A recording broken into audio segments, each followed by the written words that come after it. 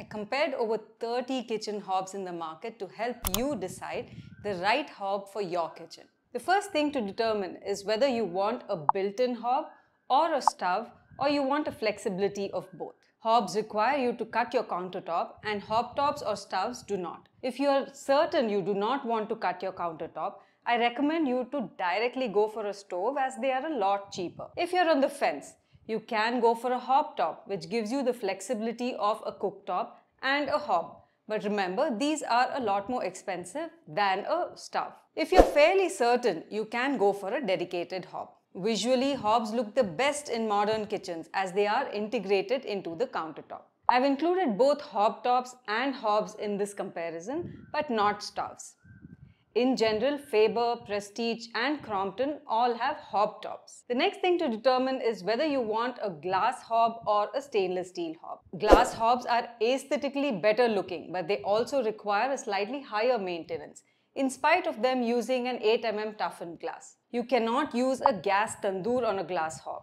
This can make the glass crack or shatter. You cannot use oversized vessels. The vessel size should not be more than 1 to 1.5 inches larger than the burner. You should use the burners evenly as glass tends to heat and contract based on usage. If you use one burner more than the others, expansion and contraction is more around that burner, causing the glass to shatter or crack. You cannot keep hot and heavy vessels on the glass directly. And you should not use steel wool for cleaning or slide rough vessels through the glass that can cause the glass to crack. More often than not, if you have seen or heard glass cracking for people, it is due to maintenance challenges rather than the issue with the hob itself. Now in this video, I've compared both stainless steel and glass hobs. The next thing to determine is the size. 60 centimeters is the most common dimension as it makes the best space utilization. But it can be a little bit cramped if you use all 4 burners simultaneously. Now in this video, I'm comparing only 60 centimeter options. I've linked to the best larger sized ones in the description. Next, you have to determine how many burners, type of burners and the size of the burners that you need. If you multitask really well, then you may want to go for a 4 burner hob or a hobtop. I don't multitask well, so I use a 3 burner hob. Remember, in a 60 centimeter, a 4 burner hob makes good use of space, but can be a little bit cramped if you use medium or large vessels. Now talking about the type of burners, in most Indian kitchens, we like to cook fast. So a brass or an aluminium burner will be ideal for you. If you prefer to slow cook food, then an Italian burner will be ideal.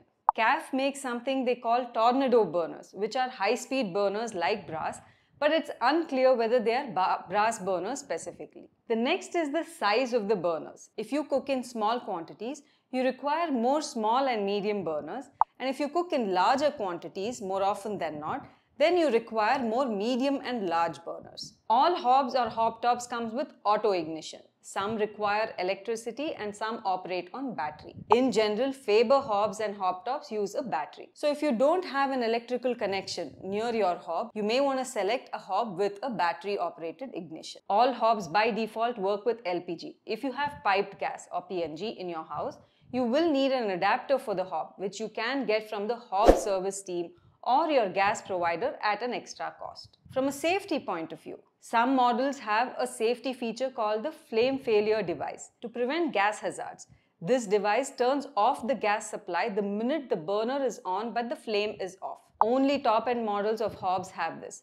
Faber Utopia, the Crompton hobs and all Bosch hobs have the flame failure device. A common problem many of you mention is liquid spills below the hob. Some models of hobs and hobtops now have a drip tray, which is useful to prevent spills below the hob. Not all brands publish this. I've tried to identify this based on the visuals available. Now pricing ranges from 10,000 to 30,000 based on the brand and the features that they offer. Hobs with a flame failure device are in general more expensive. Hobs from Bosch are in general more expensive. Stainless steel hobs are in general lower cost than a glass hob with a similar feature set. Warranty varies between 1 and 2 years with additional warranty given on the glass when used.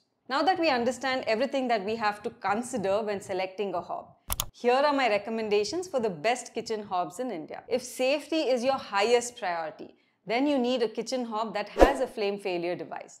I have 2 recommendations for you here. At a budget, and if you're interested in fast cooking and therefore require brass burners, I recommend the Crompton SensoSafe. This is a 60 centimeter 3-burner glass hob that has two large 2.5 kilowatt and one medium 1.5 kilowatt sized burner. It has auto ignition and requires an electrical socket for the ignition. This hob can be used either as a cooktop or can be fitted as a hob. If you're interested in slow cooking and therefore Italian burners, I recommend the Bosch 4-burner hob that you see on the screen at a price of around 26,000. This is a 4-burner kitchen hob that has one large, two medium and one small Italian burner. Now this is a hob and it is not hybrid, which means it cannot be used as both a cooktop and a hob. If you need a high performance hob, then I recommend you to go with a hob that has brass burners. Now again, I have two recommendations for you. The first is the Faber Maxis 4-burner hob, which also comes in a 3-burner option. The benefit of this hob is that while it is auto ignition, it does not require an electrical socket that is close to the hob. It is battery operated. At a price of around 17,000, it offers a 1-year warranty, has 4 brass burners with one large, one medium and 2 small sized burners. Ideal if you normally cook in small to medium quantities more often than not. In general, most Faber hobs can be used as a hobtop, and this one can be kept on the countertop as well. My second recommendation is the CAF 3-burner hob, which is again also available in a 4-burner option. It is ideal if you like to cook really fast. These use tornado burners similar to brass, but I feel they are more powerful. I have been using this for the last 2 years.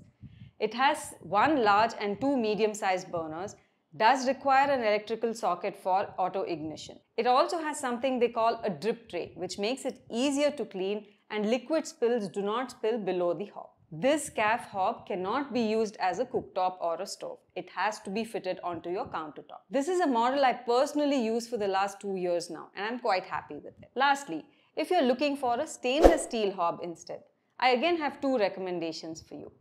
At a budget, I recommend the Faber stainless steel hob that you see on the screen. This is available at around 11,000. It has one large, 2 medium and 1 small Italian burners. Therefore, it is ideal for slow cooking in small to medium quantities. It is battery operated instead of requiring an electrical socket for auto ignition. Unlike other Faber hobs, this cannot be used as a hobtop. My second recommendation is the Bosch stainless steel 4-burner hob. At a price of around 20,000, Bosch offers a 2-year warranty and has 4 aluminium burners, one large, 2 medium and 1 small. It does also have the flame failure device, which helps to turn off the gas supply when the burner is on but there is no flame. If you like this video, you might want to watch this video next. Thank you for watching and see you in the next video.